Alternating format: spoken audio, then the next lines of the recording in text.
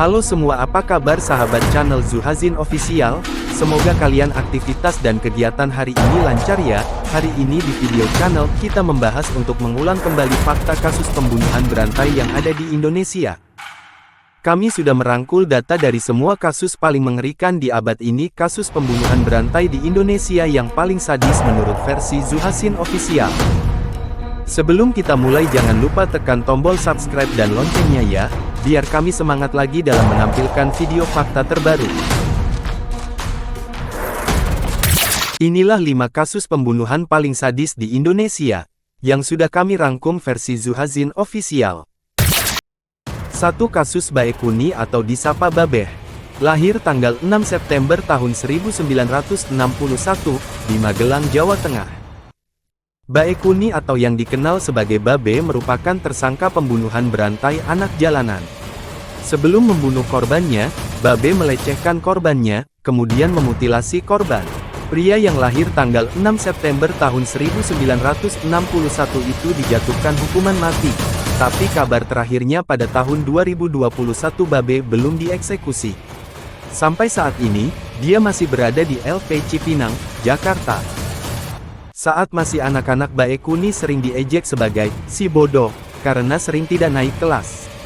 Tidak tahan dengan hinaan tersebut, Baekuni yang merupakan anak petani miskin di Magelang, Jawa Tengah, meninggalkan sekolah dan kabur ke Jakarta. Tinggal di Jakarta, Baekuni hidup menggelandang di lapangan banteng. Sampai suatu hari ia disodomi paksa oleh seorang preman. Pengalaman pahit yang dia dapatkan membuat Baekuni mengidap pedofilia di samping sebagai pengidap nekrofilia situasional. Baekuni terjerat hukum karena terbukti melakukan sodomi terhadap anak jalanan sejak tahun 1993 dengan rentan usia 4 hingga 14 tahun. Melakukan aksinya sejak tahun 1993, kejahatan Baekuni baru terbongkar pada tahun 2010, karena adanya pengaduan dari salah satu orang tua korban, yaitu korban yang bernama Ardiansyah yang pada saat itu berusia 9 tahun yang menghilang. Ardiansyah ditemukan tewas terpotong-potong pada tanggal 8 Januari tahun 2010, kepalanya ditemukan sehari kemudian. Baekuni sendiri ditangkap di kediamannya di Gang Masjid Haji Dalim, Pulau Gadung, Jakarta Timur pada tanggal 9 Januari tahun 2010. Sebelum menghabisi Ardiansyah dengan sadis, Baekuni ternyata sempat mengajak Ardiansyah berhubungan badan, namun bocah tersebut menolak permintaan Baekuni.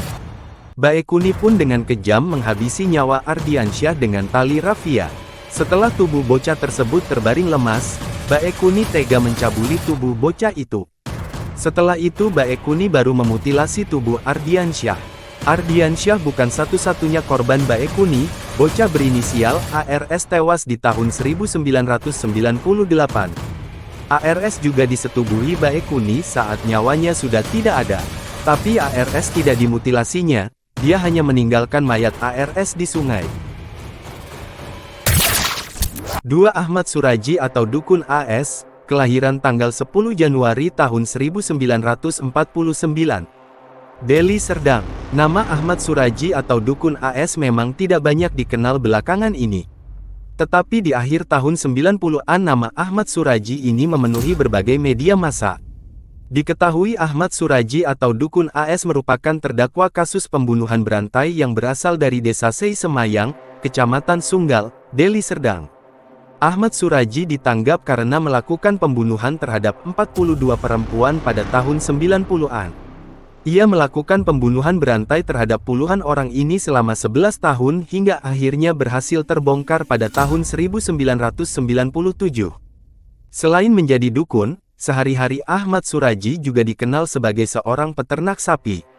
Pria kelahiran tanggal 10 Januari tahun 1949 ini melakukan pembunuhan karena mendapat pesan dari sang ayah bahwa untuk mendapatkan kekuatan tak terkalahkan seseorang perlu meminum air liur 70 perempuan yang meninggal.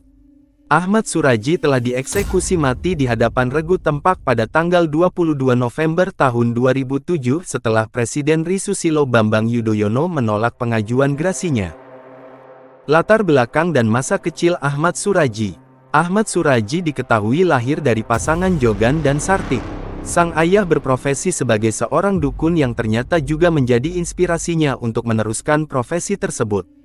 Namun menurut pengakuan teman bermainnya, Sugito, semasa kecil Ahmad Suraji juga kerap terlibat pada kasus kejahatan ringan. Setelah menjalani masa kecil yang keras dan cenderung memberontak, diketahui Ahmad Suraji sempat kabur dari rumah. Pada usia 19 tahun Ahmad Suraji juga pernah dipenjara 10 tahun karena mencuri dan melakukan kekerasan. Pasca dilepaskan pada usia 31 tahun, Ahmad Suraji tidak lantas berubah. Dirinya justru mengulangi kembali perbuatannya dengan melakukan pencurian ternak. Setelah keluar dari penjara untuk kedua kalinya, Ahmad Suraji diketahui berkelana ke hutan belantara di Sumatera Utara. Sepulang dari pengelanaan inilah Ahmad Suraji lantas menjadi dukun di kampungnya. Ahmad Suraji tertangkap. Kronologi penangkapan Suraji dimulai dari penemuan sosok mayat tanpa busana di ladang tebu oleh seorang pemuda lokal. Sesaat setelah berita penemuan mayat ini, seorang warga yang berprofesi sebagai tukang becak mengaku mengantarkan Dewi ke rumah Ahmad Suraji guna melakukan konsultasi. Karena keterangan warga inilah polisi lantas mengunjungi rumah Ahmad Suraji. Namun ketika ditanya polisi, Ahmad Suraji mengaku bahwa Dewi memang mengunjungi rumahnya namun sudah pulang selepas maghrib. Karena tak menemukan jalan terang, polisi sempat menghentikan pengusutan kasus pembunuhan Kemala Dewi tersebut. Namun polisi tak kehilangan akal. Mereka kemudian mendalami sejumlah laporan orang hilang dalam beberapa tahun terakhir. Berdasarkan hasil penelusuran ini ditemukan fakta bahwa sebagian besar orang yang meninggal merupakan pasien Ahmad Suraji. Karena penemuan ini polisi lantas mendatangi kembali rumah dukun A dan melakukan penyisiran secara seksama. Dari pendalaman kembali ini akhirnya ditemukan beberapa helai pakaian perempuan dan perhiasan milik korban. Barang bukti inilah yang akhirnya membuat Ahmad Suraji ditangkap. Sang dukun akhirnya ditahan dan baru mendapat vonis mati oleh PN Lubuk Pakam, Deli Serdang pada tanggal 1 Mei tahun 1997. 3. Rian Bogor. Kelahiran di Bogor. Usia 21 tahun saat kejadian 2021. Kepala Kepolisian Resor Kota Bogor Kombes Pol Susatyo Purnomo Condro mengungkapkan bahwa tersangka pembunuh berantai, Muhammad Rian, tidak jera atau menyesal setelah membunuh korban pertamanya, Diska Putri. Sebaliknya, pria 21 tahun itu menikmati saat membunuh korban Elia Lisnawati. Secara hasil interogasi bahwa tersangka bisa jadi tidak jera dengan melakukan pembunuhan yang pertama. Tersangka menikmati ketika menghabisi nyawa korban yang kedua, kata Susatyo dalam keterangan pers, Kamis, tanggal 11 Maret tahun 2021. Petugas masih mengembangkan penyelidikan kasus untuk memastikan tidak ada korban lain. Namun, dalam pemeriksaan, niat Rian untuk membunuh korban pertama datang secara tiba-tiba dengan tujuan untuk menguasai harta milik korban, setelah berkencan dengannya. Rian mengaku saat pembunuhan kedua sudah merencanakan calon korban selanjutnya, yang dibuktikan dengan kantong plastik berukuran besar yang masih utuh. Kantong plastik itu dia gunakan untuk membungkus jasad korban pertama, sebelum membuangnya di satu lokasi yang telah dia tentukan. Dua korban polisi mengungkap tersangka pembunuhan Diska Putri, 17 tahun, gadis bercelana Doraemon yang ditemukan di dalam plastik di Jalan Raya Cilebut pada Kamis, tanggal 25 Februari tahun 2021. Tersangka juga menghabisi Elia Lisnawati, 23 tahun, di Desa Pasir Angin, Kecamatan Megamendung Puncak, Kabupaten Bogor. Kepala Polresta Bogor Kota Kombes Pol Susatyo Purnomo Condro menyebut Rian sebagai berperilaku layaknya serial film killer atau pembunuhan berantai. Pelaku bernama Muhammad Rian, 21 tahun, yang ditangkap di sebuah kamar indekos di Kota Depok pada Rabu malam, tanggal 10 Maret tahun 2021.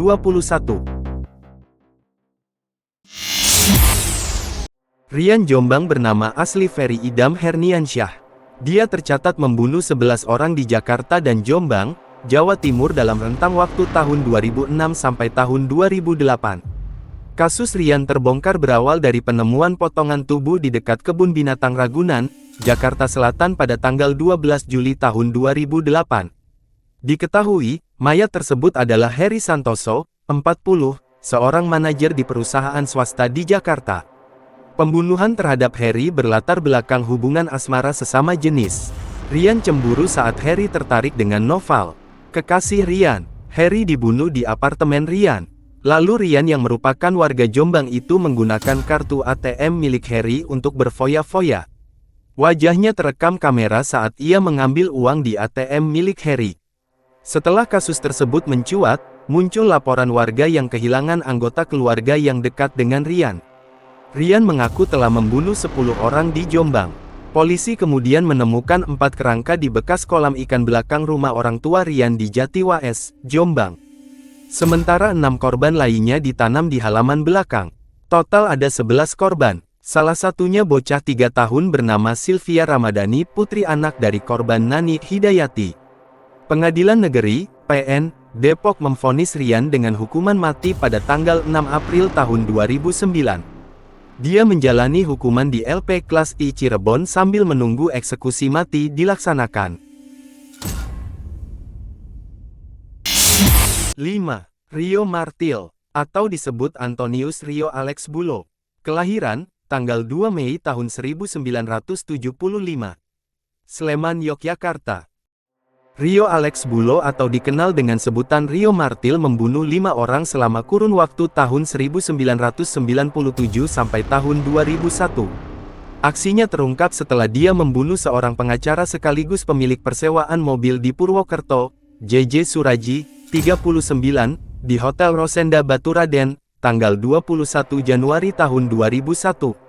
Setelah itu terungkap ternyata sebelumnya dia membunuh 4 orang pemilik atau pengelola rental mobil. Dalam melancarkan aksinya, Rio selalu menyiapkan 2 buah martil untuk memukul kepala korban. Karena itu, Rio juga dikenal dengan sebutan Rio Martil atau julukan Rio si Martil Maut. Saat menjalani hukuman di penjara pun aksi kekejiannya tak berhenti. Saat mendekam di LP Nusa Kambangan, Rio membunuh teman satu selnya bernama Iwan Zulkarnaen.